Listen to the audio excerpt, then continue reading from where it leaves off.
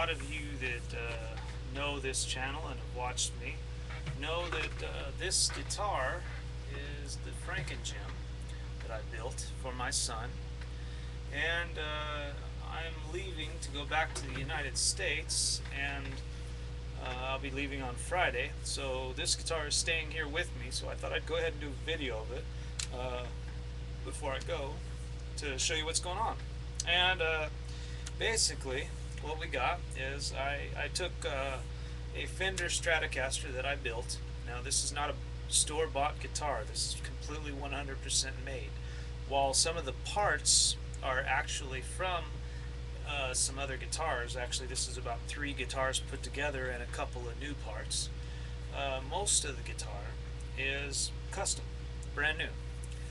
So this is an ash body that I built myself, and I first shaped it as a Fender Stratocaster, and I also did the neck. It has Fender bass frets on it, and they're stainless steel frets.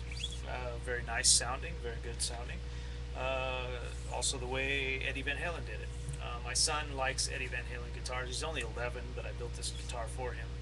And the Fernandes sustainer that is in it actually came from a 80s model Mustang sustainer guitar. And it's actually not the sustainer I would want, but my son really doesn't care. It's just kind of something cool for him to have. So he basically has this guitar for just messing around. It's not really a big deal. Doesn't really matter. Like I say, he's 11, so he's not going to really mess around with it too much until he gets older. So I put a 500K pot in it for the volume, so it's only got a single volume, just like Eddie Van Halen's guitar. And this is actually a ToneZone, this pickup here. And then we got the, of course, Fernandes sustainer pickup. And this is actually the original that I had bought for. It actually came out of another guitar that was actually, it's a single coil, kind of a Stratocaster style. And then this is actually the pick guard for a Fender Strat, of course, just like Eddie's. But right here, I made it black so it's not so noticeable, so it looked more like Eddie's guitar.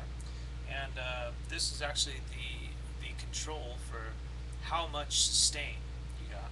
And this is, there's a switch here. I don't know if you can hear that. I'll put it up close to the mic.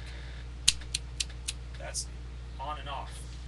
The problem that I had with it is the on and off is not actually an on and off.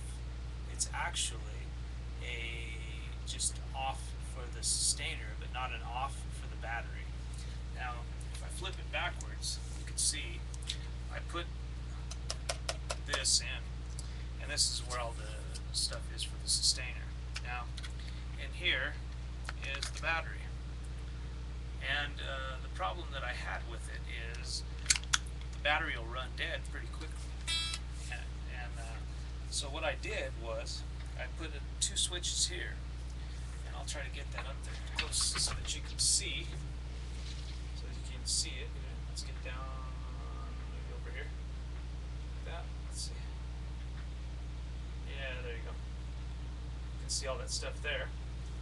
Now, what it is the first one closest to the black knob, which is the how much sustain.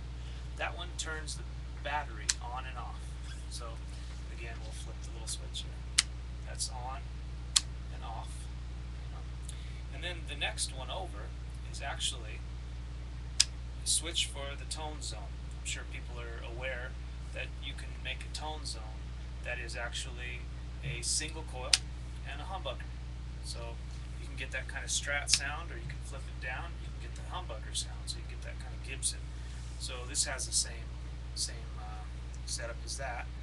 And this is actually what's called a super switch.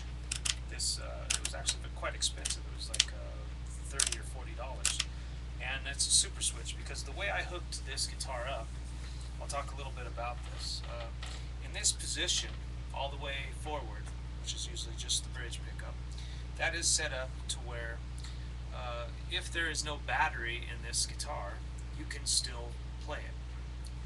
So it's set up like a normal guitar in that manner, because anybody that knows anything about sustainers knows that if you have a sustainer in your guitar, if you have no battery, you can't play. So what I did is I set it up basically like, if you have no battery in the guitar, you can still play it the same as you would if you had, say, a regular Fender. Basically, you can play it like Eddie Van Halen would play his guitar. But in the this position, there's nothing. The next position up, it's actually an open switch, so you can kind of toggle it in and out and get that kind of sound where it sounds like there's nothing there. In this position, straight up and down, it's actually these two and the center. Now in the one position down from the top, it's actually both of these. It's the ToneZone and the sustainer. So you get this kind of cool sound there. And then of course in that position it's just the sustainer, the top position. So it gives you this really nice sound, and you can get that kind of Eddie Van Halen sound if you want. You can also get kind of a Steve Vai sound if you want. It gives you that cool sound. Now I painted the guitar a couple of times and I ran out of paint. So what I did is I painted it with flat black and flat white and gloss red.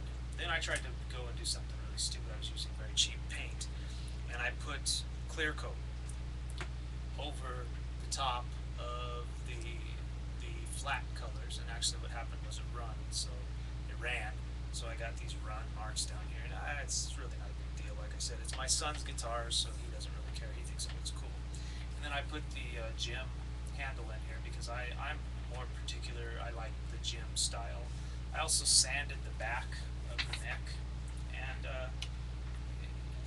I made it very thin. It's actually almost thinner than a Steve Vai guitar, than a Jem. So it's really nice. Now the problem that I did have was I took off a lot off the back here to make it easy to reach around, and in doing that I actually had to shorten the screws. Now when I shortened the screws, I actually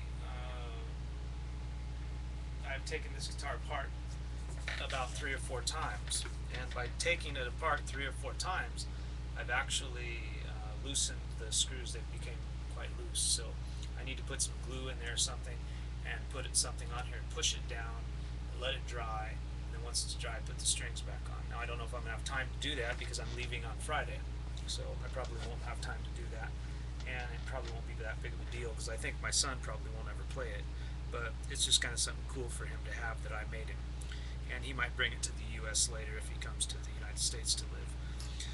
And it has the original knobs. Most all of the whammy bar. This is actually a Floyd Rose that's on it. It came from what is it? A grassroots guitar, and the headstock as well. The string tree and the nuts, the locking down nuts. They actually came from the same thing. They came from the grassroots. So the sustainer's from a Mustang sustainer guitar, which I've actually made into a left-handed guitar for my wife because she plays left-handed. So does my daughter. And the Floyd Rose and everything else came from the other guitar. And then the original stuff is what I built. Like I said, it's an ash body, maple neck, rosewood frets, rosewood board with Fender bass frets. So it plays really nice and has that cool tone to it. Play it for it.